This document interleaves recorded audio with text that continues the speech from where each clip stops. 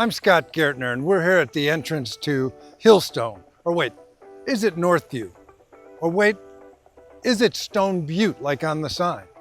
In the last 2 years, there's been 27 listings in the MLS for Stone Butte. 22 of them, the subdivision was Hillstone. That means anybody searching for Stone Butte, it didn't exist. That means the real estate community is confused on where this is. And as a real estate broker here in the Valley for 40 years, I can tell you that is going to hurt values in the community. So that's why we're taking action. We've launched stonebutte.com to put this community on the map. Literally, that is going to be the go-to place for anybody that wants to know where Stone Butte is, where it's heading, and why it's the best kept secret in North Phoenix, but not for long.